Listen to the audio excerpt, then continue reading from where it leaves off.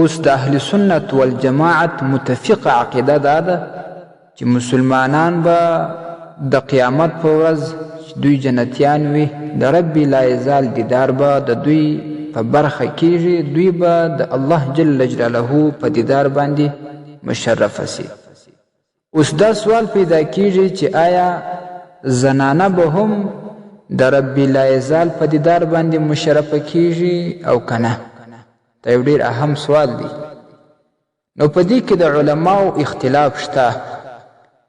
د اختلاف نچوړ دا دی او خلاصه دا ده، راجحه خبره دا ده چې زنانه دا به هم د رب لا یزال په دیدار باندې مشرفه کیږي، خو هغه وخت چې دوی داسې اعمال کړي وي چې دوی جنتیان وي او په دنیا کې د حرامو کارونو څخه، د غلطو افعالو څخه، د شریعت او د سنتو د مخالفت څخه ځان ساتلی وي، د قیامت په ورځ به د رب لا یزال دیدار د دوی هم په برخه شي.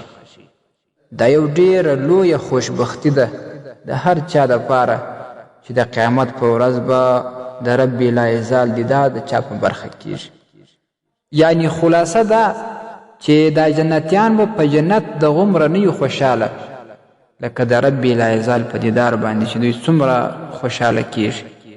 نو رب لا یزال یې مونږ او تاسې ټولو ته د داسې اعمالو توفیق راکړي که مونږ یو او که مو خویندې دي چې مونږ جنتیان شو، رب لا یزال مغفرت راته وکړي او د قیامت په ورځ د رب لا یزال په دیدار باندې مشرفه سو او د رب لا یزال په وړاندې په سپین مخ باندې ودرېږو.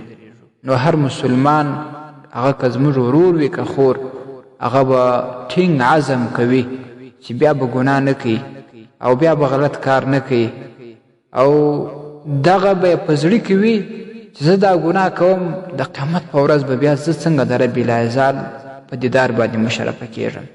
هغه ګناه به پرېږدي، د رب لا یزال په دیدار باندې به مشرف سي. ستاسې د اسلامي پوښتنو جوابونکی مفتی حکیم الله صابر الحنفي صاحب.